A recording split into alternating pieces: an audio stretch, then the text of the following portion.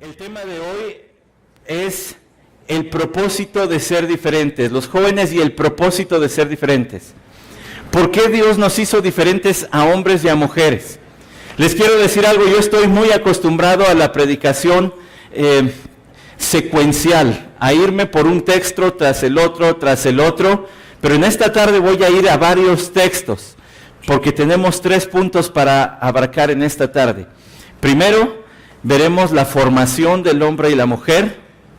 Ese será el primer punto. El segundo será la función del hombre y la mujer.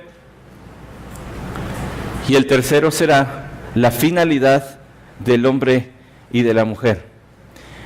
Quiero decirles que vengo en esta tarde muy emocionado. Mi esposa lo sabe, he estado preparándome y he estado estudiando, lo cual es un deleite, es un privilegio, pero además lo he hecho con mucha emoción porque vamos a hablar de un tema que a mí me hubiera gustado que me explicaran cuando estaba joven. Y con eso no quiero decir que si me hubieran hablado del matrimonio estaría soltero. Quiero decir que si me hubieran hablado del matrimonio cuando era joven, no hubiera cometido tantos errores en mi matrimonio.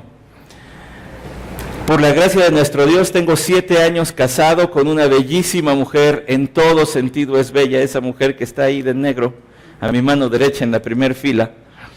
Pero déjenme decirles algo, no fue fácil estos 7 años. Y déjenme compartirles algo, que quizá hasta los jóvenes de mi iglesia, ahorita donde quiera que estén, porque no los localizo a todos, quizá a ellos les va a sonar extraño, porque esto nunca lo he dicho.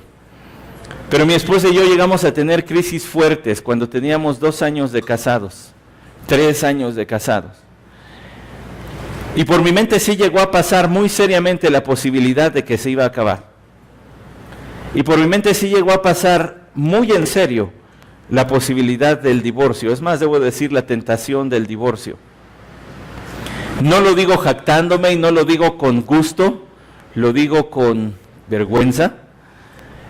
Pero si yo hubiera sabido lo que en esta tarde les voy a decir, que enseña la palabra de Dios, quizá hubiera sido más sencillo el camino. Me avergüenza haber llegado hasta ese punto, pero no me avergüenza haber hecho lo que hice. Una noche, después de cenar, no aguantando más y habiendo estudiado lo que la palabra de Dios enseña acerca del matrimonio, fui ante mi esposa.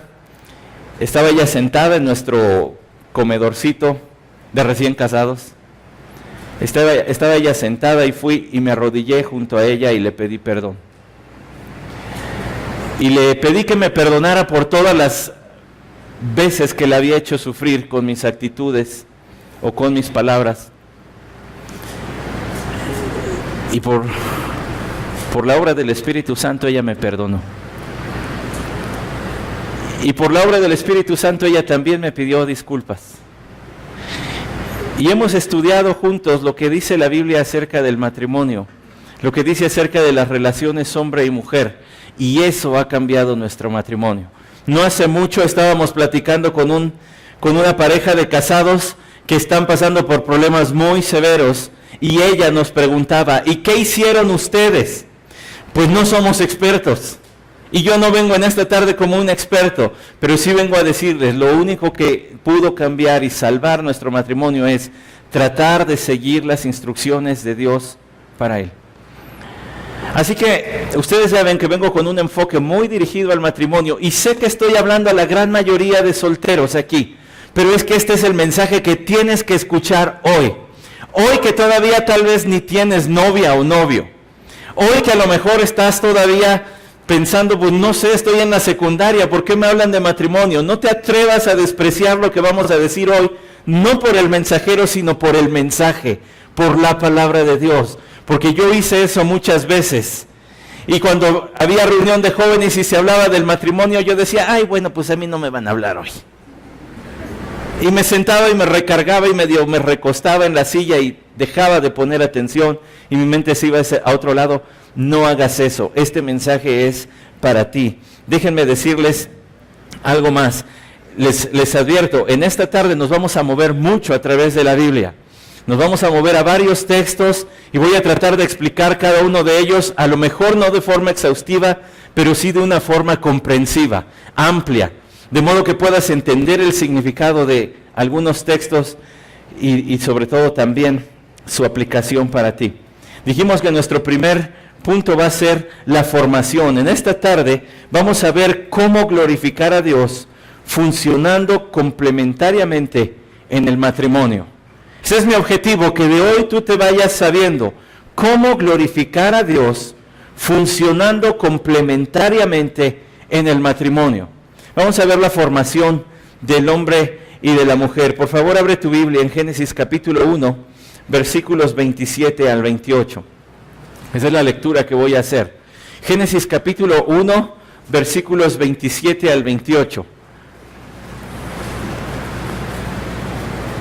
Si ya todos lo tienen y si tienen la Biblia, la Reina Valera 60, esa versión de la Biblia, les pido que me sigan en la lectura. Es más, que me acompañen allí en su lugar.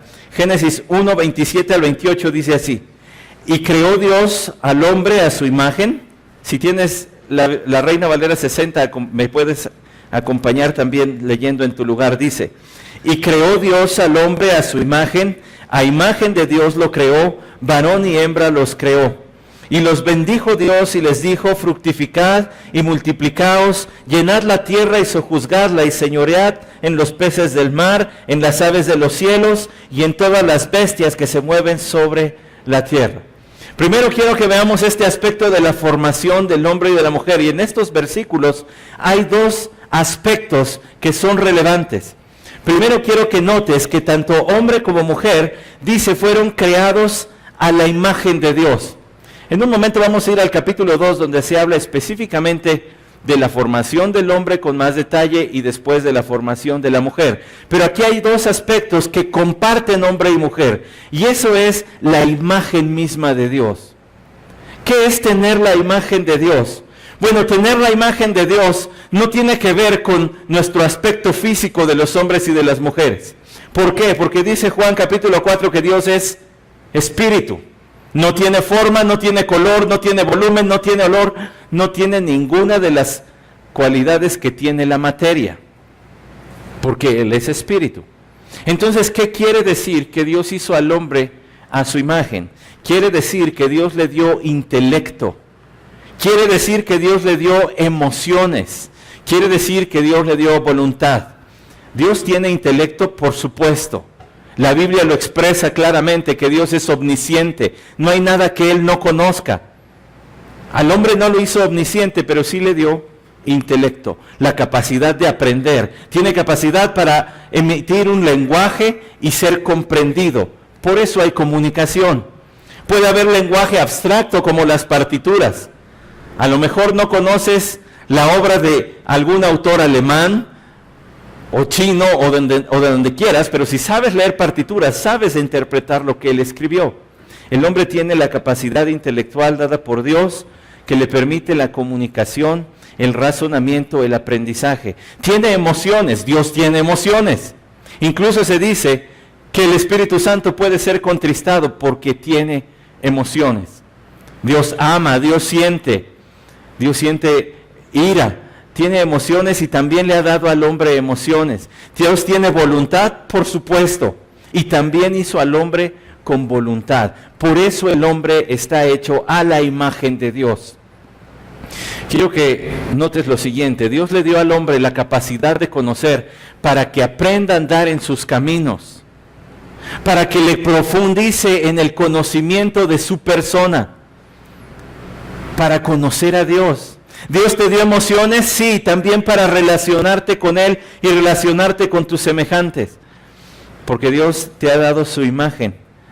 Tienes emociones, puedes sentir dolor, tristeza, decepción, alegría, gozo, sorpresa, expectación. Dios además te dio voluntad para que rindas tu voluntad a la suya. Por eso dice que Dios dijo que haría al hombre a su imagen. En el versículo 26 y en el versículo 27 lo concreta: y creó Dios al hombre a su imagen, a imagen de Dios lo creó, varón y hembra. Hombre y mujer tenemos la capacidad de sentir, de decidir y de aprender. Pero no solo eso, el versículo 28 da otras características del hombre y de la mujer, velas. Y los bendijo Dios y les dijo, fructificad y multiplicaos, llenad la tierra y sojuzgadla. Un momento. Fructificad y multiplicaos se refiere ¿a qué? A tener hijos, ¿no? Descendencia. Bueno, si se refiere a tener hijos y descendencia, aquí hay una relación de complemento entre hombre y mujer. Eso no se puede hacer entre dos personas del mismo sexo, y nuestra sociedad hoy permite el matrimonio entre personas del mismo sexo, pero déjame decirte, ante los ojos de Dios eso no es un matrimonio. Eso no es bendecido por Dios. Es más, se debería sugerir en primera instancia el divorcio de personas homosexuales y no que continúen en esa relación, porque tal relación es una abominación contra Dios. Eso lo puedes leer en el libro de Levítico. Pero Dios hizo al hombre y a la mujer complementarios. Aparato reproductor femenino, aparato reproductor masculino, se necesitan el uno y el otro para que haya descendencia. Dios les dijo, fructificad y multiplicaos. Y luego dice, llenad la tierra y sojuzgadla y señoread. Esas dos palabras, sojuzgadla y señoread, quieren decir que Dios le dio al hombre la capacidad de aprovechar su medio ambiente. Y también le dio al hombre la capacidad de gobernar sobre el medio ambiente. No de enseñorearse en la forma de explotación irresponsable, sino de tener cuidado, de sacar el máximo provecho de la creación. Ahora, cuando piensas en sacar el máximo provecho de la creación, no solamente puedes pensar en hacer banquitos o mesas de madera. La tecnología es parte de la explotación, o bueno, del aprovechamiento, mejor dicho, que el hombre hace de la creación. Lo que comes es parte del aprovechamiento que hacemos de la creación. Y Dios le dio al hombre esa capacidad. Dios diseñó al hombre y a la mujer con la capacidad de aprovechar y con la responsabilidad de cuidar el medio ambiente. Sabemos que a final de cuentas este escenario que Dios puso para mostrar su gloria y la historia de la redención, o sea el mundo, Dios mismo lo va a destruir. Pero eso no sería razón para nosotros hacer un mal uso de la creación de Dios. Sería tanto como decir, bueno, pues de todas maneras me voy a morir, así que voy a usar mi cuerpo como yo quiera y lo voy a maltratar. No, porque el cuerpo fue dado para la gloria de Dios. Entonces quiero que veas dos aspectos básicos en la formación del hombre y la mujer. Primero, fue creado a la imagen de Dios, tanto él como ella. Segundo, fue puesto sobre la creación para su cuidado y su aprovechamiento. Es más, tú pudieras ir conmigo y vamos adelantando al capítulo 2, al versículo 15, y te vas a encontrar con que la creación de Dios fue dada al hombre bajo su cuidado. Tomó pues Jehová Dios, estoy leyendo en el 2:15, al hombre y lo puso en el huerto de Edén para que lo labrara y lo guardase. Pon mucha atención a esto porque te va a sorprender. ¿En qué capítulo de Génesis viene la caída del hombre en pecado? En el 3, ¿cierto? En el 3 viene la maldición sobre el hombre, sobre la mujer, sobre la serpiente, ¿cierto? ¿Dónde aparece el trabajo? Aparece en el capítulo 2. No se te ocurre interpretar que, pues es que por Adán tenemos que ir a trabajar. No vayas a pensar así. El trabajo, aunque después se dijo que sería extenuante y que la tierra ya no daría su fruto, parte de la vida perfecta en el paraíso era estar ocupado, era tener un trabajo, y Dios le dio al hombre trabajo. Ahora quiero que por favor veas lo siguiente. Quiero que veas lo que dice el capítulo 2 en la formación del hombre. Vamos a regresar solamente unos versículos. Versículo 7. Entonces Jehová Dios formó al hombre del polvo de la tierra y sopló en su nariz aliento de vida, y fue el hombre un ser viviente. Ya vimos dos características que comparten hombre y mujer: ser hechos a la imagen de Dios, el aprovechamiento y cuidado de la creación. Ahora vamos a adentrarnos a la creación de Adán. ¿Qué es lo que podemos ver aquí que distingue al hombre. Primero quiero que notes que fue creado el hombre en primer lugar. Porque después el Nuevo Testamento va a aprovechar este argumento Pablo, escribiendo a los Corintios y escribiendo a Timoteo, para decirle, ¿quién fue creado primero? ¿El hombre o la mujer? Bueno, si fue creado primero el hombre, eso marca un patrón de jerarquía en el hogar y que se debe reflejar en la iglesia. En el versículo 7 está la creación del hombre, más adelante está la creación de Eva, pero fíjate lo que dice, Jehová Dios formó al hombre del polvo de la tierra. Fue Dios quien formó al hombre. Y eso va contrario a las ideas que quizá en la escuela escuchas, que Dios es una invención del hombre, para llenar una necesidad del hombre. Que las religiones, dijo un pensador, son el opio de la humanidad.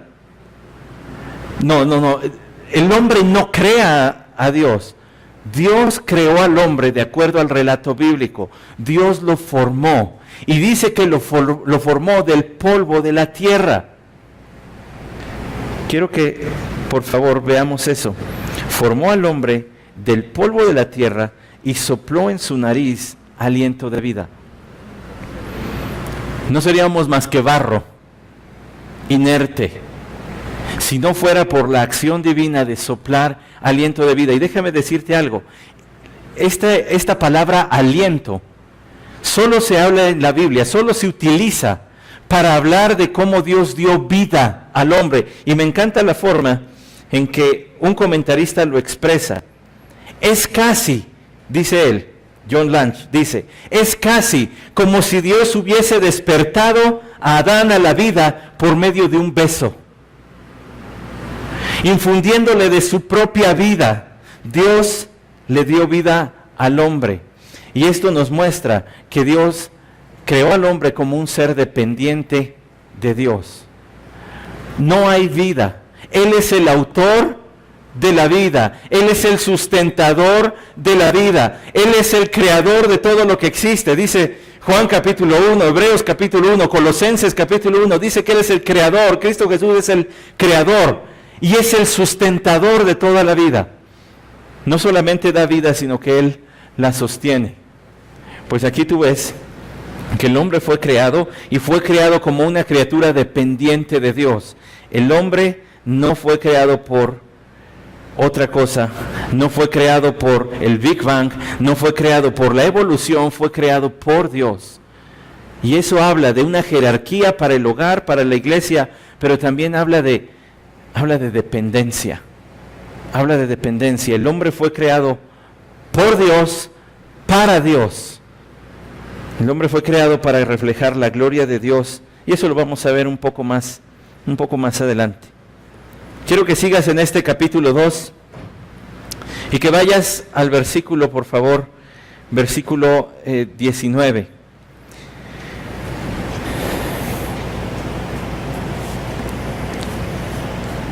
Perdón, quiero que vayas al versículo 16. Y mandó Jehová Dios al hombre diciendo, de todo árbol del huerto podrás comer, mas del árbol de la ciencia del bien y del mal no comerás, porque el día que de él comieres ciertamente morirás. Y dijo Jehová Dios, no es bueno que el hombre esté solo, le haré ayuda idónea para él. Jehová Dios formó pues de la tierra toda bestia del campo y toda ave de los cielos, y las trajo a Adán para que viese cómo las había de llamar. Y todo lo que Adán llamó a los animales vivientes, ese es su nombre. Y puso Adán nombre a toda bestia y ave de los cielos y a todo ganado del campo, mas para Adán no se halló ayuda idónea para él. Entonces Jehová Dios hizo caer sueño profundo sobre Adán, y mientras éste dormía, tomó una de sus costillas y cerró la carne en su lugar, y de la costilla que Jehová Dios tomó del hombre, hizo una mujer y la trajo al hombre. Dijo entonces Adán, esto es ahora hueso de mis huesos y carne de mi carne. Esta será llamada varona, porque del varón fue tomada. Por tanto dejará el hombre a su padre y a su madre, y se unirá a su mujer, y serán una sola carne. Y estaban ambos desnudos, Adán y su mujer, y no se avergonzaban. Dios le da la instrucción al hombre, la prohibición de qué árbol no debe comer, del árbol del conocimiento del bien y del mal. Pero luego dice que fue Dios quien notó que el hombre no estaba completo.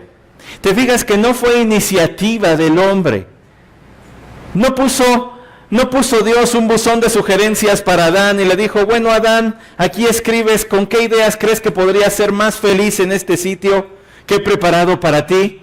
Fue Dios quien determinó lo que este hombre necesita. En el versículo 18 dice, no es bueno que este hombre esté solo, le haré ayuda idónea. ¿Sabes que la palabra lo que está ahí traducido como ayuda idónea quiere decir uno que lo vea de frente? Y ha habido mucha malinterpretación acerca de esa frase, porque hay quien dice que ayuda idónea se refiere a que la mujer es, o puede ser, superior en jerarquía dentro del hogar y de la iglesia al hombre. Y la Biblia no dice eso.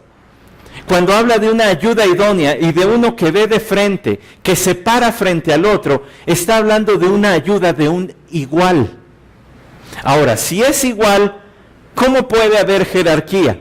Bueno, puede haber jerarquía entre iguales. Y te lo voy a explicar con un ejemplo.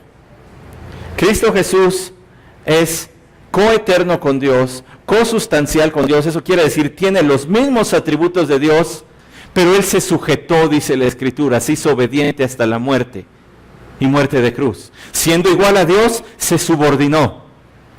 Y el Espíritu Santo también. Dijo Jesús, yo les enviaré al Espíritu.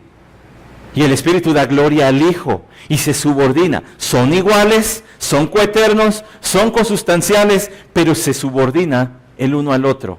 En lo que los teólogos dicen, la economía de Dios.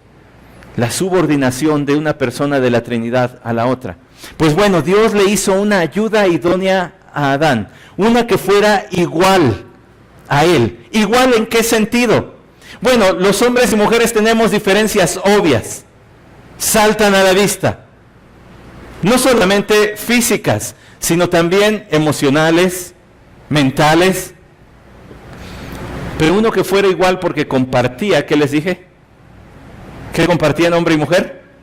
La imagen de Dios y el aprovechamiento y el cuidado de la creación. Así que Dios le hace una ayuda a Adán. Dice aquí el versículo 19, Jehová Dios formó de toda la tierra, y esto lo sabes, Dios le trajo a todos los animales, y este es el segundo trabajo de Adán, registrado antes de la caída, así que no hay pretexto para pararte a trabajar, aunque sea 5 de mayo, el lunes. Dice que Dios le formó a todos los animales, y esto no es un paréntesis que distrae del punto principal. El punto principal aquí es la creación de una ayuda que sea igual a Adán. No distrae, sino que lo centra y dice, de todos los animales no se oyó, no se vio una ayuda idónea para Adán.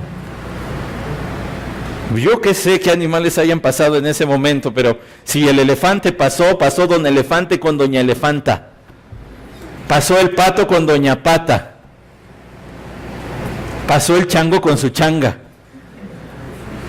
Pasaron los animales, pero para Adán no había ayuda idónea. Y entonces, dice allí, el versículo siguiente, versículo 20, y puso Adán nombre a toda bestia y ave de los cielos y a todo ganado del campo, mas para Adán no se halló ayuda idónea para él. Entonces Jehová Dios, ¿se fijan? No hay sugerencia de que Adán haya dicho, oye Señor, pues el elefante y la elefanta, el chango y la changa, y yo. No hay referencias a eso. Lo que dice es, entonces Dios, y otra vez la acción la toma Dios. Dios es quien hizo caer a Adán en un sueño profundo. La primera cirugía se va a realizar aquí. No sé cuántos doctores o estudiantes de medicina tenemos aquí, pero aquí va la primera cirugía. Dios hizo caer al hombre en un estado de sueño profundo, y mientras que dormía tomó una de sus costillas y cerró la carne en su lugar. La creación de Eva fue diferente de todos los demás seres vivientes. ¿Sabes por qué? Porque Eva fue creada a partir de otro ser viviente. Y la gran pregunta es, ¿por qué? Sin duda que Dios tiene el poder para crear vida de la nada. Y lo sigue teniendo allí, y lo sigue teniendo en ese momento, y lo sigue teniendo hasta nuestro día. Pero ¿por qué hacer una mujer a partir de un ser viviente? Porque ahora la mujer será dependiente del hombre. Porque dentro del plan de Dios, la mujer es una criatura privilegiada, a la cual, si está en su corazón, si está en su deseo casarse, le pone un varón al lado para que cuide de ella, para que provea para ella, para que la proteja, para que la guíe espiritualmente y para que tenga un rumbo en su vida junto a un varón. Por eso es que Dios la crea a partir de un ser viviente, en este caso pues el hombre. Dice aquí además, versículo 23.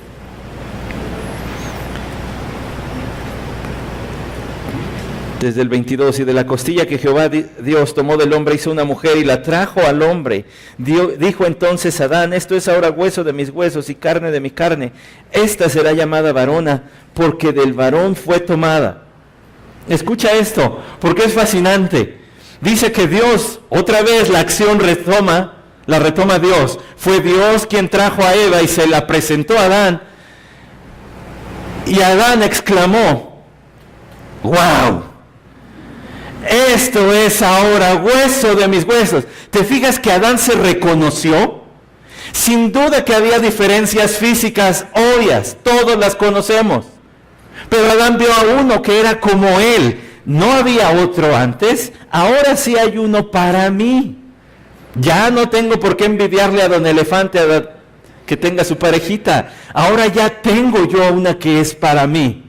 Esto es ahora hueso de mis huesos. Y fíjense la forma de expresarlo, porque es muy claro. Esta será llamada varona, porque del varón fue tomada. ¿Sabes que eso en el idioma original dice? Esta será llamada Isha. Estoy transliterando y todo. Porque del Ish fue tomada. Ish siendo hombre, Isha siendo mujer. Hasta en el lenguaje usado aquí se nos quiere decir lo que Dios inspiró a Moisés para escribir es igual, es una para mí. Cuando conocí a mi esposa, cuando la vi por primera vez, todavía recuerdo haber estado, van a decir, este se está aquí quemando, pero ahí les va la historia. Iba a empezar el servicio y yo estaba sentado en el piano listo para tocar, y entonces entró ella por la puerta y todavía la recuerdo con sus zapatos negros chatotes. No sé por qué usaba de esos, yo me imagino que eran muy cómodos. Con su overolito negro y con su blusita blanca debajo del overol. Y cuando me vio dijo, wow. Pero cuando yo la vi dije, wow, wow. O sea, yo me sorprendí más. Fue amor a primera vista el de Adán y de Eva. Adán sabía que en ella encontraba la satisfacción de todas sus necesidades. Adán se pudo dar cuenta de que en ella había todo lo que él necesitaba, pero que también él tenía lo que ella necesitaba. Adán lo pudo ver, o pudo ver más bien a Eva, a su esposa, como la fuente y también el depósito de todo su amor y de todo su placer y de toda su comunión. Déjenme solamente decirles algo acerca de esto. El versículo 24, ahí está el primer matrimonio. Por tanto, dejará el hombre a su padre y a su madre y se unirá a su mujer y serán una sola carne. ¿Quién dijo eso? Dios. Porque si vamos al Nuevo Testamento, le preguntan al Señor acerca del divorcio y el Señor dijo, en el principio no fue así de que se andaban divorciando, sino el que los creó fue el que dijo, por esto dejará el hombre a su padre y a su madre y se unirá a su mujer. Dios instituyó el matrimonio. Y quiero que veas las características de ese matrimonio. Dejará el hombre a su padre y a su madre. Es una relación exclusiva. No caben más que dos. Y hay quien dice el matrimonio es de tres porque allí está Dios. Bueno, si tú lo quieres ver así, está bien. Pero no cabe nadie más. Es una relación monógama. Solamente entre un hombre y entre una mujer. Es una relación heterosexual. Es entre hombre y mujer. Aunque nuestro gobierno en esta ciudad le permita a gente del mismo sexo casarse por la ley, ante Dios eso no es un matrimonio, porque el único matrimonio que vale ante Dios es el heterosexual. Y además es una relación íntima, porque dice que ellos serán una sola carne. Cuando tú te casas, Dios te funde en un ser con la otra persona. Y es un ser que solamente debe ser roto por la muerte. Esa es la idea, ese es el plan. Reconozco que la Biblia dice que se puede, en casos extremos de adulterio, llegar al divorcio. Reconozco que si está una pareja de casados y uno llega a la fe en Cristo Jesús, es salvo pues por la fe, y entonces el que no cree se quiere separar, en casos extremos lo puede llegar a hacer. Pero esa no era la idea original. La idea original del matrimonio era un matrimonio duradero, permanente para todo este tiempo en esta vida. Eso es lo que está aquí. Ahora, nada más para cerrar este punto de la formación, déjenme decirles algo. ¿Notaron que se describiera al hombre o a la mujer en algún momento sus rasgos físicos? ¿Qué constituye entonces la verdadera masculinidad y feminidad bíblicas? ¿Los rasgos? ¿La estatura? ¿Se nos dice qué tipo de cuerpo debe tener el hombre? ¿Qué tipo de cuerpo debe tener la mujer? ¿Se nos dice qué tipo de corte de cabello debe usar para verse femenina? Bueno, más adelante veremos que ambos deben vestirse y guardar una apariencia de acuerdo a su género, a su sexo. Pero a lo que voy en este momento es a esto, y ponme mucha atención, a que hay gente obsesionada, incluso entre el pueblo de Dios, con su aspecto físico, con su cuerpo, como si de él dependiera qué tan hombres son, la medida de su bíceps, o como si la medida de la cintura dijera si eres verdaderamente una mujer o no. Eso no es la verdadera feminidad bíblica. Eso no es.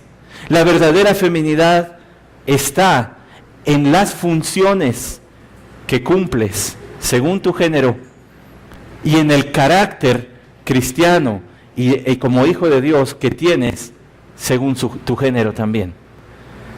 Por eso es que no se nos dice, seguramente Adán ha de haber sido un hombre muy hermoso. Y no me vean ahorita porque me sonrojan. No es cierto. Seguramente Eva ha de haber sido una mujer muy hermosa. Pero ese no es el aspecto principal. El aspecto principal es que se iban a complementar uno y el otro. Por eso fueron hechos diferentes, para hacer una ayuda, una extensión el uno del otro. Y vamos a la siguiente parte, el punto 2. Yo les dije que estamos viendo nosotros cómo glorificar a Dios funcionando complementariamente en el matrimonio. Y ya también te dije que yo hubiera deseado que de joven me advirtieran y me enseñaran lo que hoy te estoy diciendo.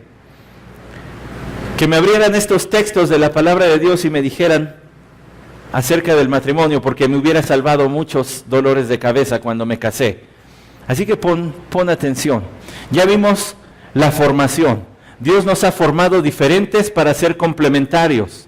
Nos hizo iguales para ser una extensión el uno del otro, pero nos hizo diferentes para ser complementarios. Ahora vamos a ver que Dios nos ha dado funciones diferentes. Déjame hablarte un poco acerca del matrimonio, y si quieres puedes ir anotando mi siguiente cita, Mateo capítulo 19, versículos del 1 al 12, texto que ya estábamos mencionando. Déjame hablarte un poco acerca de la visión bíblica del matrimonio, porque en nuestra sociedad donde ya existe algo que se llama divorcio express, el matrimonio está por los suelos en el concepto que hay. Y no dudaría que quizá haya alguien entre nosotros esta tarde que tenga un concepto muy bajo de lo que es o de lo que debe ser el matrimonio. Y quiero en esta tarde elevarlo utilizando la palabra de Dios. Mateo 19 del 1 al 12. Es la ocasión en que los fariseos vienen al Señor a tentarle y le preguntan en el versículo 3, ¿es lícito al hombre repudiar a su mujer por cualquier causa? Y él respondió, ¿no habéis leído? El que los hizo al principio, varón y hembra los hizo, y dijo, por esto el hombre dejará padre y madre y se unirá a su mujer, y los dos serán una sola carne. Nota que en las palabras del Señor, hablando del matrimonio, siempre habla de hombre y mujer. En la Biblia no es inconcebible el concepto de matrimonio homosexual. Versículo 5, y dijo, por esto dejará el hombre a padre y madre y se unirá a su mujer, y los dos serán una sola carne. Así que ya no son más dos, sino una sola carne. Por tanto, lo que Dios juntó, no los separe el hombre. Esa es la idea original. Ese es el plan de Dios. ¿Sabe que el Señor ahora dice acerca de Moisés, de la concesión que él da, que él dio más bien? Vean lo que dice el versículo 7. Le dijeron, ¿por qué pues mandó Moisés dar carta de divorcio y repudiarla? Él les dijo, por la dureza de vuestro corazón, Moisés os permitió repudiar a vuestras mujeres, mas al principio no fue así. ¿Qué era lo que pasaba? ¿Por qué Moisés concedió el divorcio? Y noten eso, concedió. Porque en la dureza del corazón de muchos hombres lo que estaba sucediendo es que hombres casados acusaban a sus mujeres de adulterio para que fueran apedreadas y entonces se pudieran casar con otra mujer. Por eso le dice el Señor, es por la dureza de su corazón.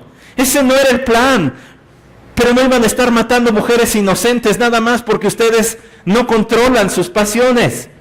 Por eso Moisés lo concedió, por la dureza de su corazón. Versículo 9, yo os digo que cualquiera que repudia a su mujer, lo que ya mencioné hace rato, salvo por causa de fornicación y se casa con otra, adultera, y el que se casa con la repudiada, adultera. Escuchen el versículo 10, le dijeron sus discípulos, los más cercanos a Jesús, si así es la condición del hombre con su mujer, no conviene casarse. Entendieron el mensaje. El matrimonio, según el plan de Dios, es permanente durante esta vida. Y a lo mejor si tú entiendes el mensaje de esta tarde, terminas a esa conclusión. No, pues si es como dijo el hermano Santi, mejor ahí muere. Pues tal vez. No estoy aquí para desanimarte, pero sí para hablarte de qué es lo que Dios espera de ti como hombre o como mujer. En el plan de Dios, el matrimonio es algo permanente para esta vida. Y el Señor les dice en el versículo 11, entonces Él les dijo, no todos sois capaces de recibir esto, sino aquello a quienes les es dado. Pues hay eunucos que nacieron así del vientre de su madre, y hay eunucos que son hechos eunucos por los hombres, y hay eunucos que sí mismos se hicieron eunucos por causa del reino de los cielos. El que sea capaz de recibir esto, que lo reciba. Hay gente que nace sin el deseo de casarse, dice el Señor, pues está bien. Hay otros eunucos, ustedes saben, siervos de los reyes que eran castrados. Y dice, bueno, pues esos ya los hicieron los hombres. Y hay otros que por causa del reino se hacen eunucos. ¿Como quién? Como Pablo. Pablo dijo, yo prefiero estar soltero, así puedo seguir sirviendo al Señor libremente. Primero los Corintios capítulo 7. Así que, ¿qué es lo que está aquí? El matrimonio es algo para siempre, en esta vida por lo menos. Fíjense ahora otro texto acerca del matrimonio, y quiero que vayan ahora a lo que dice el Señor a través de su siervo Pablo en 1 Corintios capítulo 7, versículos 12 al 16. ¿Recuerdan? ¿Para cuándo es el matrimonio? ¿Para esta vida o para la que sigue? Pues le preguntaron al Señor, le quisieron poner una trampa. Hubo un hombre que se casó y luego se murió y su esposa quedó viuda sin hijos. Y vinieron todos sus demás hermanos, se casaron y también murieron. Y nadie le dio hijos. Una historia por demás absurda. Y le dicen, ¿de quién va a ser esposa en el reino de los cielos? Y el Señor, ¿qué contestó? Se equivocan porque ignoran las escrituras. En los cielos, en el reino de los cielos, ni se casarán ni se darán en matrimonio. El matrimonio es solo para esta vida. Es permanente, pero solo para esta vida. Y si ya estás en 1 Corintios 7, ve lo que dice. Y a los demás yo digo, no el Señor, si algún hermano tiene mujer que no sea creyente y ella consiente en vivir con él, no la abandone. Y si una mujer tiene marido que no sea creyente y él consiente en vivir con ella, no lo abandone. Porque el marido incrédulo es santificado en la mujer y la mujer incrédula en el marido. Pues de otra manera vuestros hijos serían inmundos, mientras que ahora son santos. Pero si el incrédulo se separa, sepárese. Un momento ahí. Nos vamos, y es que es el punto aquí, hacia el divorcio. La causa de divorcio es que si el incrédulo no quiere vivir, sí. Pero te fijaste que dice, si llegaste a la fe en Cristo siendo casado y tu cónyuge no tiene problema con eso, no te separes. Porque en la idea de Dios el matrimonio es permanente. Porque puede que por tu testimonio, como dice 1 Pedro capítulo 3 del 1 al 6, puedas llegar a ser un testimonio para salvación de él, de ella. No te separes. Mateo 22, del 23 al 33, puedes apuntar la cita, solamente voy a leer el texto que ya estaba mencionando. El versículo 30, Mateo 22, 30 dice, porque en la resurrección ni se casarán, ni se darán en casamiento, sino serán como los ángeles de Dios en el cielo. No se van a separar, pero no se van a casar. El matrimonio es para ahorita. ¿Por qué para ahorita? Bueno, te cito otro texto. Yo les dije, nos íbamos a mover. Y vamos a ir a primera de Pedro, capítulo 3, versículo 7. Vosotros maridos, igualmente, vivid con ella sabiamente, dando honor a la mujer como a vaso más frágil y como a coherederas de la gracia de la vida. Escucha esto porque es importante. En la Biblia se habla del matrimonio como un regalo, como una gracia de Dios para esta vida. Y tu esposa, si eres hombre, y tu esposo, si eres mujer, es coheredero de ese regalo.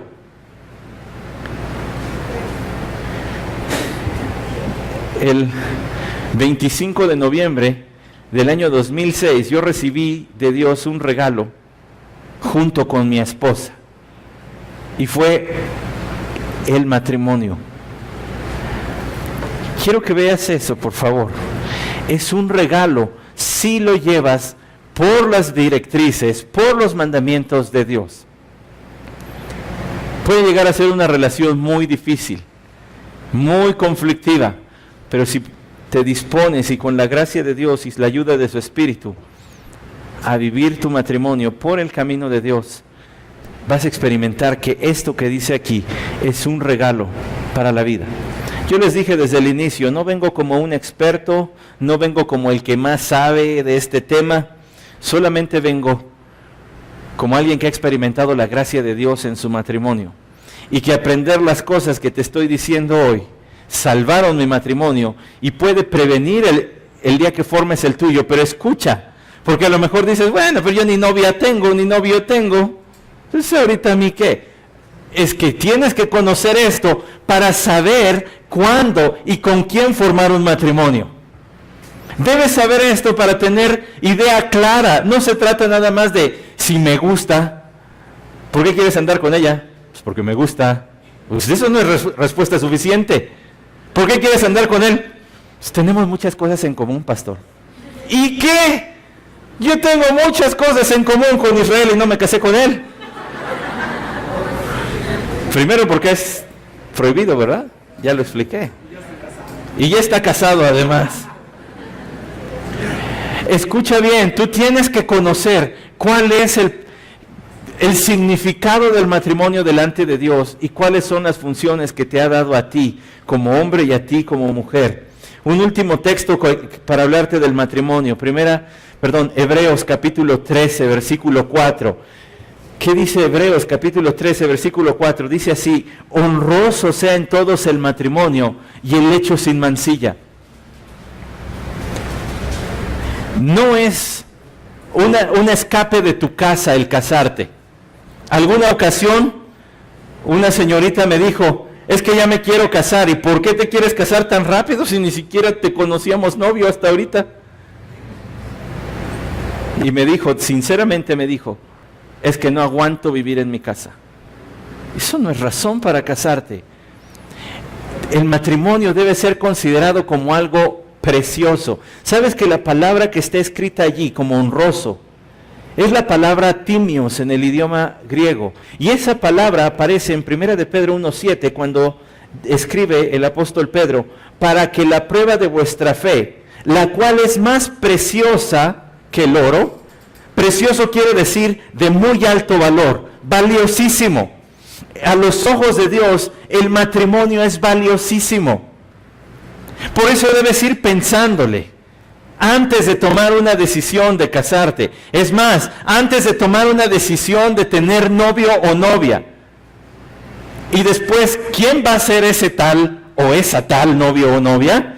Tienes que saber que el matrimonio para Dios es valiosísimo y así debe serlo para ti. ¿Por qué es valiosísimo el matrimonio? porque es la representación del amor de Cristo para la iglesia y de la iglesia para Cristo. Por eso es que Dios no lo toma a la ligera este asunto. Porque en el matrimonio el esposo representa a Cristo y la esposa representa a la iglesia.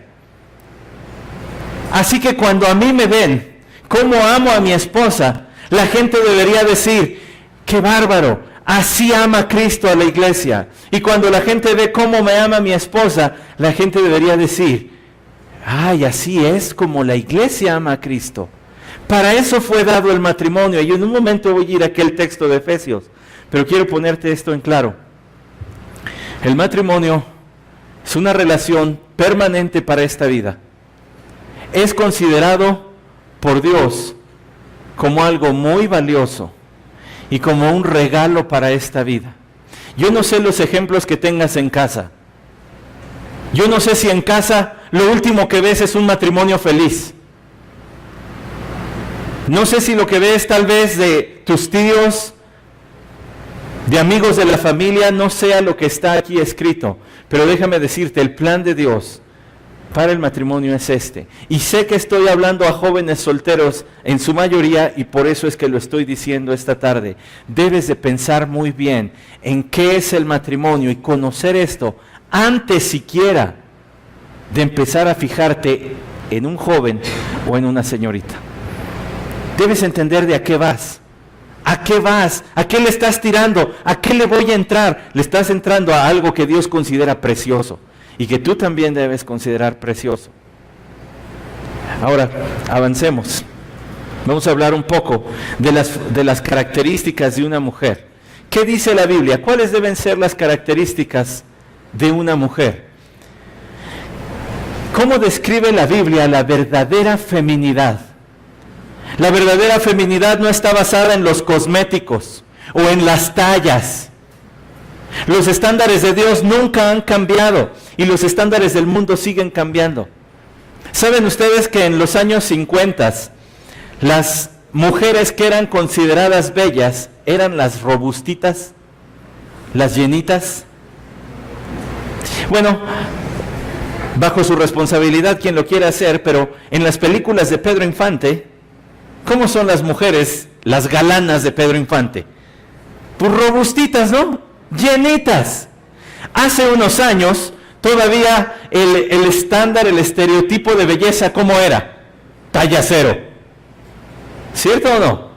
Y hasta las supermodelos les pedían tener cuerpos de adolescentes. Parecía que ni se habían desarrollado. Los estándares del mundo cambian, los estándares de Dios nunca han cambiado. Y los estándares de Dios no tienen que ver con la apariencia física, sino con el carácter interno y la belleza interna que debe haber tanto en la mujer como en el hombre. Por eso quiero que vayan a Tito capítulo 2, versículos del 3 al 6. Aquí hay un gran listado de cualidades femeninas deseables. Dice las ancianas, y van a decir las mujeres, oh, ya nos dijo viejitas. No, se está refiriendo a las mujeres adultas. Este debe ser tu propósito, llegar a ser una mujer adulta como la que se describe aquí. Las ancianas deben ser reverentes en su porte, no calumniadoras, no esclavas del vino, maestras del bien, que enseñen a las mujeres jóvenes a amar a sus maridos y a sus hijos, a ser prudentes, castas, cuidadosas de su casa, buenas, sujetas a sus maridos, para que la palabra de Dios no sea blasfemada. Escuchen ahora lo que dice el apóstol Pablo a Tito. ¿Saben ustedes que Tito ministraba en Creta, en la isla de Creta? Y siendo un pastor muy joven, Pablo le tuvo que escribir esta carta llena de instrucciones muy específicas para el pastorado. Estas tienen que ver con que en Creta había un movimiento que era, digamos que era el abuelito de la liberación femenina. En Creta había un movimiento que se le llamaba la mujer libre. Y ese movimiento lo que hacía era que estaba invirtiendo los papeles y entonces las mujeres estaban pugnando por ser iguales a los hombres y de hecho llegaron a tener muchas más libertades dentro de aquella cultura grecorromana del tiempo de Pablo que en otros sitios del Imperio Romano. Llegaron a ejercer incluso derechos legales, cosa que era impensable en otras naciones. En Creta, además, las mujeres llegaron a tener tanta libertad que llegaron al punto de vivir una sexualidad abierta. Es decir, no era mal visto que las mujeres tuvieran esclavos con el solo propósito de tener relaciones sexuales. A ese grado habían caído las mujeres ya en Creta. Y por eso Pablo dedica un buen fragmento de su carta para decir cuáles son las características de la verdadera feminidad, de acuerdo a la palabra de Dios. Dice primero que deben ser reverentes, esto es decir, deben tener una conducta con tal reverencia y seriedad de un ministro que cumple un trabajo eclesial. Es decir, no deben andar pues permítanme decirlo como a veces se dice, no deben andar de locas.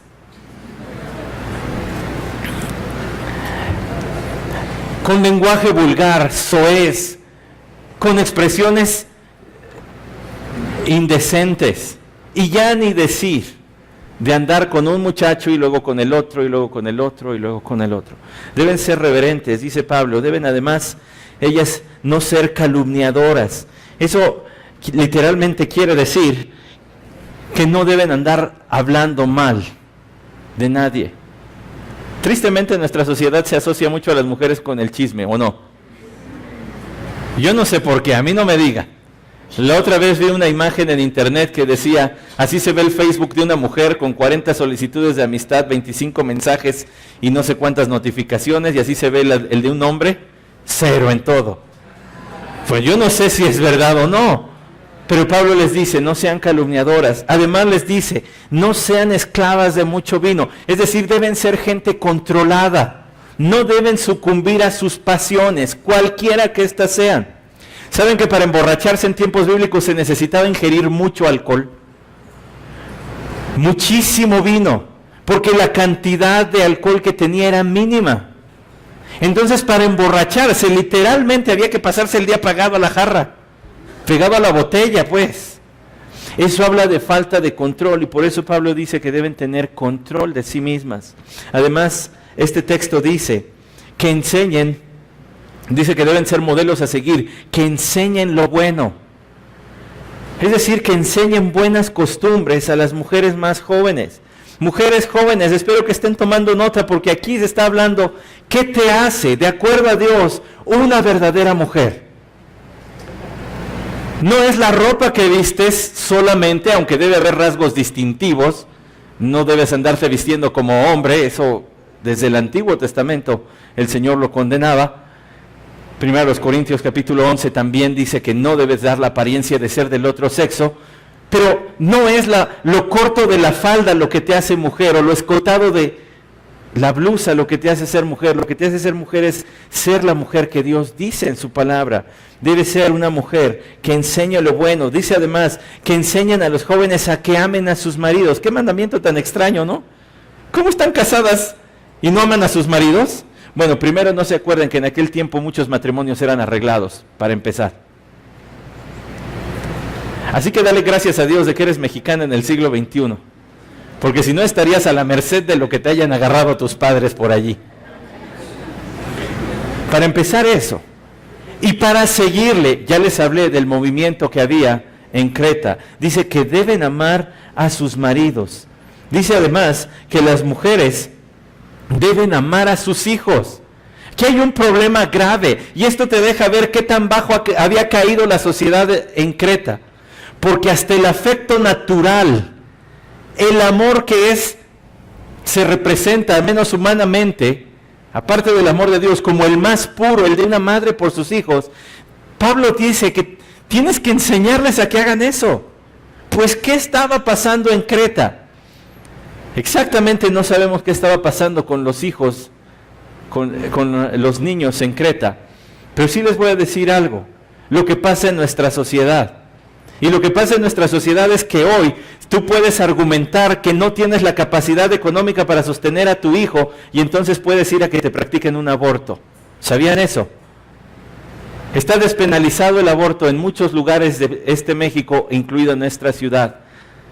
Y hoy si tú no tienes medios económicos para sostenerlo, puedes ir y decir necesito un aborto, porque no tengo para sostenerlo. O es más, tú puedes ir a decir que tienes otros planes de vida. Y casi por cualquier cosa puedes ir y asesinar a un niño.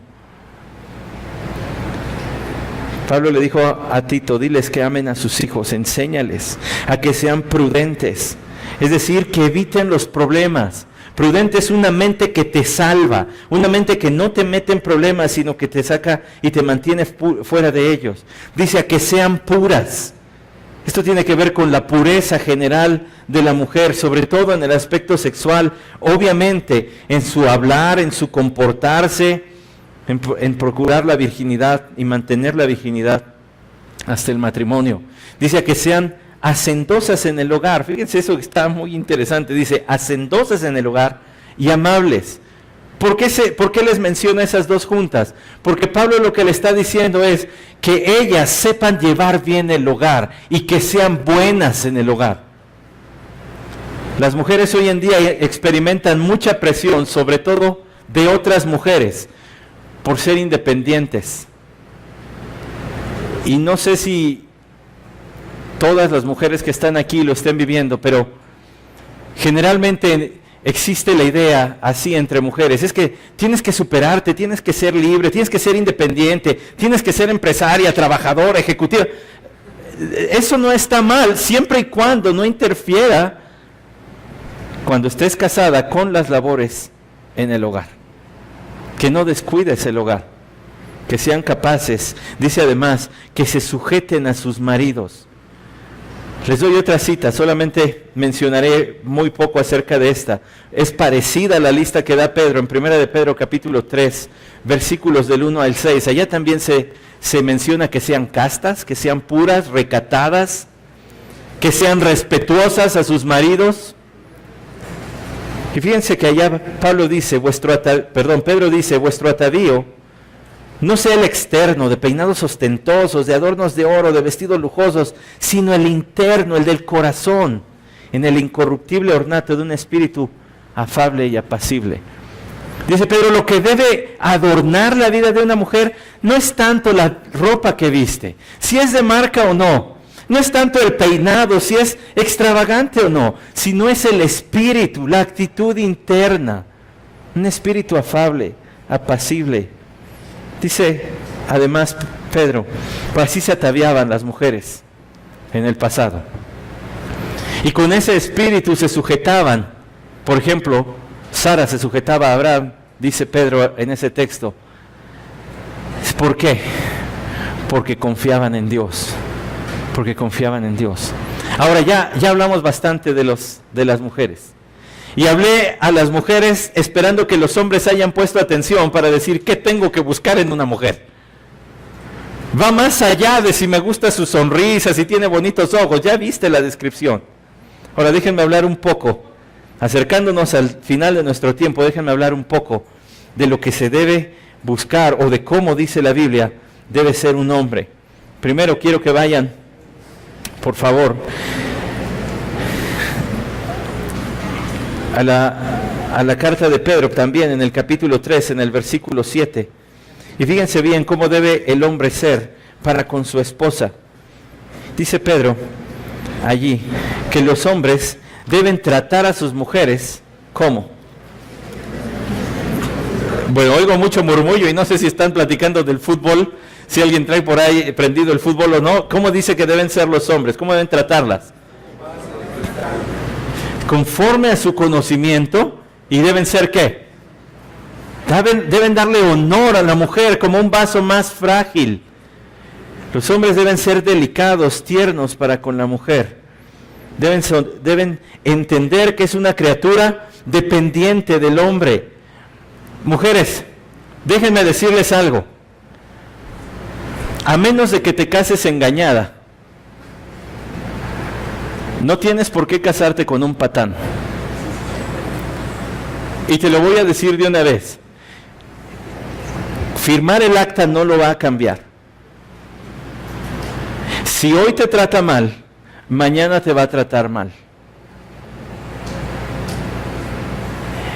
Si hoy es un patán, lo más probable es que mañana se siga comportando igual. Y yo sé que hay santificación por la gracia de Dios, yo sé, todo eso lo entiendo bien.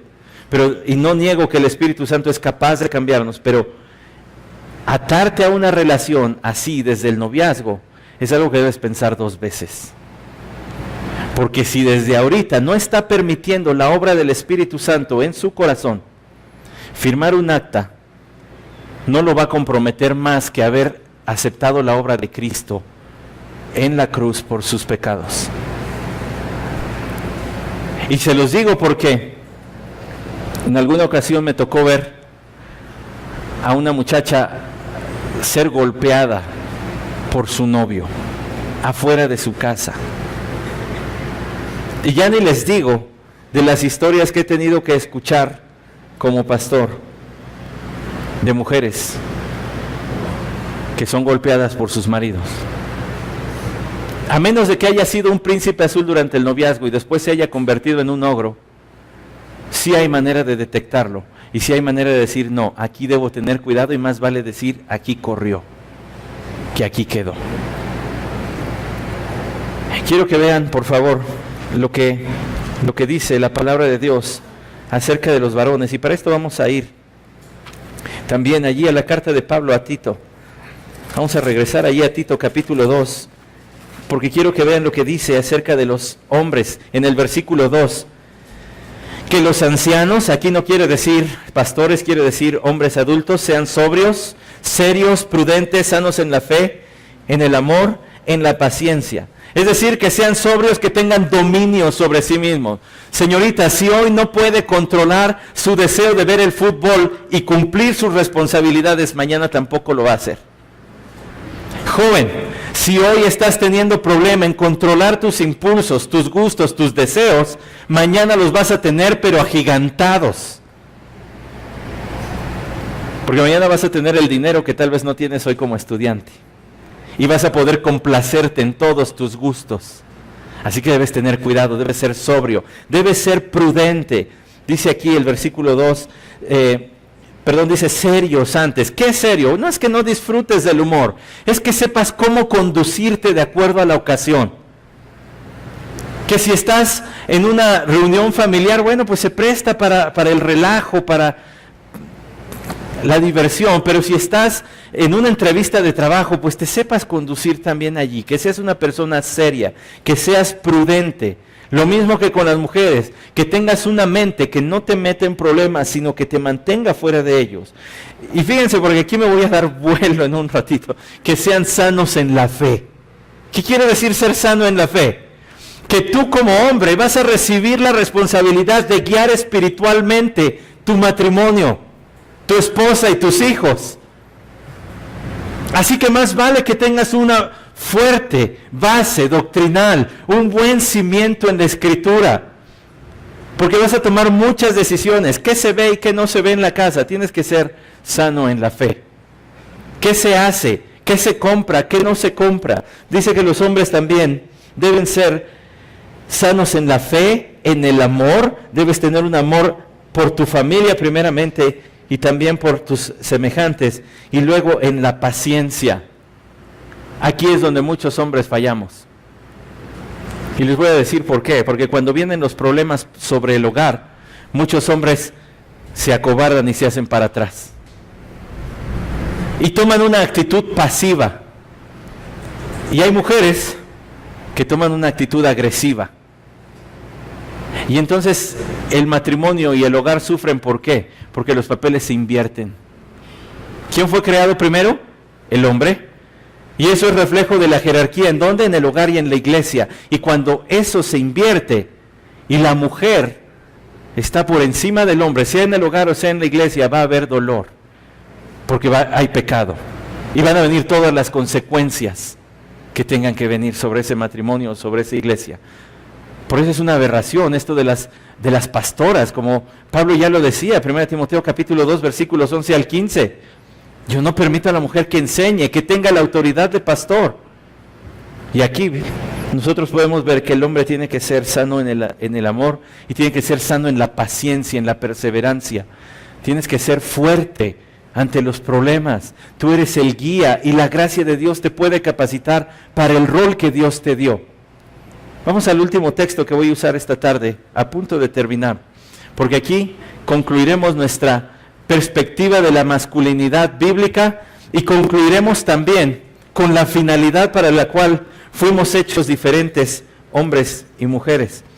Efesios capítulo 5, que fue el texto que pedí que se leyera durante el inicio de esta reunión, que pedí que se leyera porque es el culminante y porque aquí va a estar la conclusión.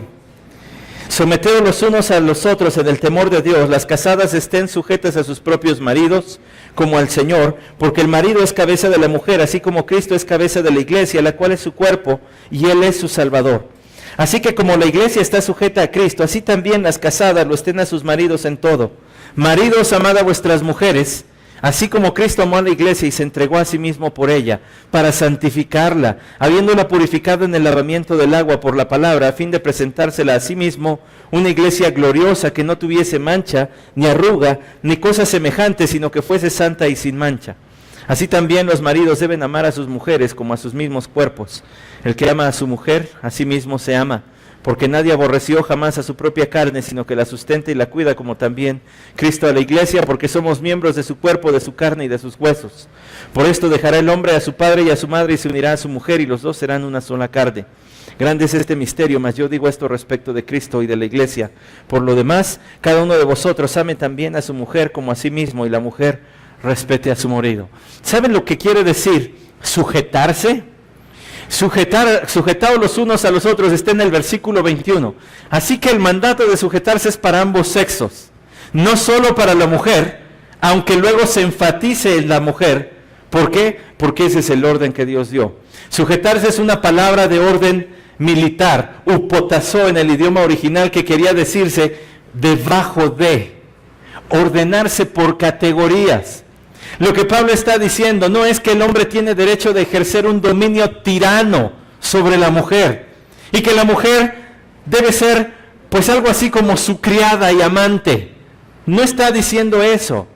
Pablo dice, las mujeres reconozcan su papel subordinado debajo del hombre con una actitud sumisa. El Señor me proveyó de una ilustración tremenda para esta tarde. Salí con mi esposa y estábamos sentados junto a lo que me pareció a mí que era una de estas mujeres llamadas pastoras, o que se hacen llamar pastoras, y tenía una pareja, un matrimonio ahí. Yo no quería escuchar porque no ando de chismoso, pero ellos estaban hablando muy fuerte, y por lo que entendí, traían problemas allí de sospechas de infidelidades de él. El varón quiso pues responder un poco argumentando que no era infiel, sino que pues la mujer estaba viendo cosas de más, y la señora esta le dijo, tú te callas, escuchamos a tu mujer primero. De verdad que se ve antinatural. Cuando tú comprendes el plan de Dios, eso se ve fuera de lo normal, no es lo adecuado. Y más porque se comportaba como consejera, así que yo intuyo que era de esas mujeres que se dicen pastoras. Por su lenguaje, espero que no. Tenía un lenguaje florido que qué bárbara. Pero me da la impresión de que sí era de esas. Lo que Pablo dice aquí es que la mujer debe reconocer su lugar subordinado, sujetarse a su marido. Pero que el marido, fíjense bien, debe cumplir varios aspectos. Dice que el marido debe ser un hombre que debe amar a su esposa y lo debe hacer como Cristo a la iglesia, versículo 25, maridos, amad a vuestras mujeres, así como Cristo amó a la iglesia. No hay nada de malo en ser el líder y ser amoroso, Nuestro Señor Jesús es el más grande líder que se ha parado sobre esta tierra y Él era todo amor. Un líder puede ser amoroso, tú como varón tienes que ser un líder amoroso. Y dice que el Señor se entregó a sí mismo por ella. El esposo debe ser un esposo que ama sacrificadamente, que pone los intereses de su esposa antes que los suyos. Quizá ningún esposo aquí lleguemos al punto de vernos enfrentados a tener que dar nuestra vida por la de nuestra esposa. Pero déjame decirte que hay sacrificios diarios que se tienen que hacer. concesiones que hay que hacer.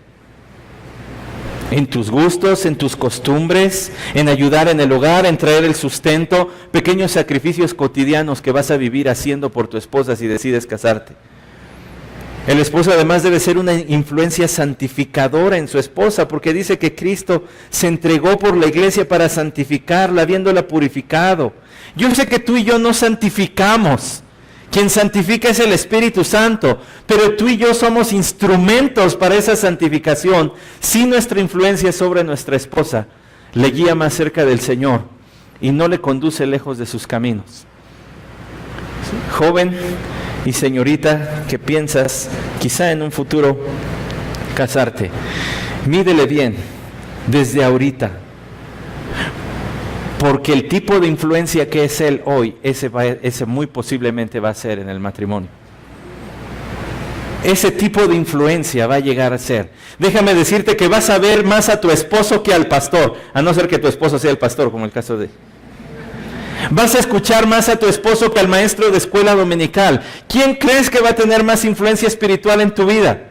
Obviamente, si tú buscas al Señor, tendrás discernimiento para saber si tu esposo te está conduciendo por el camino del Señor o no.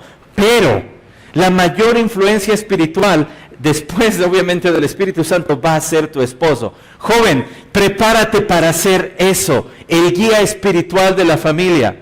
Hay muchas mujeres, y déjenme decirles esto, hay muchas mujeres que vienen a consejería diciendo, pues es que mi esposo es el que ni quiere venir, yo lo tengo que despertar el domingo en la mañana.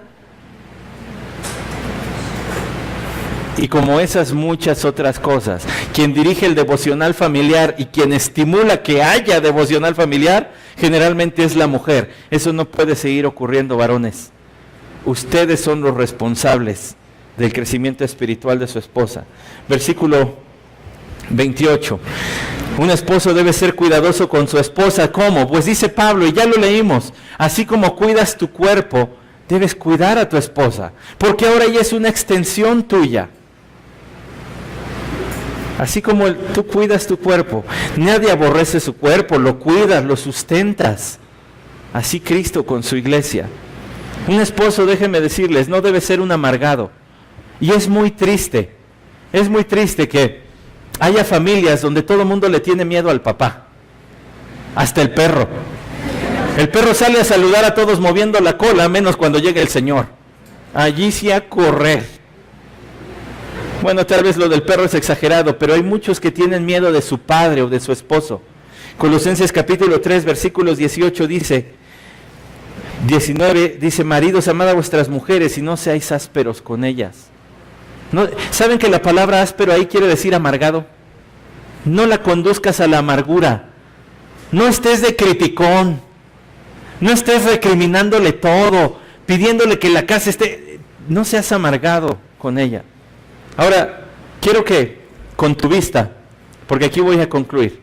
Ya hemos hablado de la formación, ya hemos hablado de la función, y muy rápido te voy a decir la finalidad, porque es muy claro lo que está en el texto ahí. Quiero que vayas a Efesios capítulo 5, versículos 22 al 33, y que notes todas las expresiones donde dice cómo o así como. Todas las expresiones de comparación que hay en ese versículo, en esos versículos, perdón. Estás viendo así como Cristo, así como, ¿cierto? Como Cristo amó a la iglesia, cómo hizo esto, cómo hizo aquello. ¿Ya las notaste? ¿Sabes por qué Dios hizo diferentes a los hombres y a las mujeres? Dios los hizo diferentes con el propósito de complementarse. ¿Para qué? Para armar un cuadro completo del Evangelio. Y eso ya te lo había mencionado hace rato. El propósito del matrimonio no es la reproducción de la raza humana.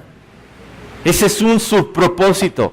El propósito del matrimonio no es que seas feliz con el príncipe azul o con la princesa, al menos Fiona. El propósito del matrimonio es representar a Cristo y la iglesia ante los ojos del mundo. Ese es el propósito y ese es el lugar elevado que Dios le da al matrimonio. Por eso Dios nos hizo diferentes, por eso Dios nos hizo complementarios, porque su idea es dejar un testimonio a este mundo de cuánto Cristo ama a la iglesia, de cuánto Cristo padeció por ella, de cómo Cristo se entregó sacrificadamente y de cómo la iglesia debe corresponder ese amor hacia su Salvador y su Señor. Para eso es el matrimonio. Para eso es que tienes novio o tienes novia. Si es para eso, gracias a Dios. Y si piensas un día tener novio o tener novia, fíjate bien, que los dos estén en el entendido de este propósito divino para la relación matrimonial. Así que concluyo con lo siguiente esta tarde. Lo que compone la verdadera feminidad y masculinidad es el propósito de Dios, sus funciones, su carácter, lo que hacen en el matrimonio. No tiene que ver con su cuerpo, tiene que ver con el carácter. Lo que compone la verdadera feminidad y masculinidad es más allá de la identidad de género en el aspecto físico, sino es porque tienes la oportunidad de encarnar el Evangelio en la relación de pacto matrimonial que Dios ha establecido. Así que espero que después de esta tarde tu concepto de Dios haya crecido y se haya elevado. Y espero también que tu concepto de matrimonio haya crecido y se haya elevado. Y tu concepto de lo que es un hombre haya crecido y se haya elevado. Sí, a ti mujer. Y que lo que busques sea lo que la Biblia dice debe ser un hombre. Y que lo que busques tú como varón sea lo que la Biblia dice que debe ser una mujer. Vamos a terminar con una oración, por favor. Padre, te agradezco el privilegio inmenso de hablar a tus hijos y a tus hijas. Y Señor, aunque el tema ha sido muy amplio, muy vasto y quizá apenas estamos rascando la superficie de este asunto, que sirva, Señor, como un estímulo para que cada uno de nosotros siga ahondando en estos textos, en estos temas, y que, Señor, de esa forma podamos cumplir el propósito por el cual tú nos has dado un sexo y una serie de diferencias con el sexo opuesto. Y que, Padre, cada uno de nosotros trabaje y se esfuerce por cultivar el carácter que está delineado claramente en tu palabra. Los estándares del mundo han cambiado y seguirán cambiando, Señor. Pero los estándares de tu palabra, el Dios eterno, son eternos. Esto es lo que tenemos que hacer. Y esto es lo que tenemos que buscar en la pareja que deseamos tener, si es que lo deseamos para esta vida. Gracias, Señor, por tu palabra. Es una guía, sin duda es una guía para nuestra vida. Es una lumbrera a nuestro camino. Te pido por cada uno de estos jóvenes. Tú sabes la situación de la que provienen. Tú sabes los ejemplos que tengan en casa o alrededor de ellos. Pero tienen tu palabra, Señor. Que sigan el modelo no de casa, si no es bueno, sino que sigan el modelo de tu palabra. Y sobre todo, Padre, que aunque estén en la adolescencia, aunque estén muy jovencitos desde hoy, por la gracia de tu Hijo Jesús, que hay en tu Hijo Jesús, puedan crecer en santificación y en el carácter que tú esperas de cada uno de nosotros. Porque lo pedimos en el nombre de tu Hijo Jesús. Amén.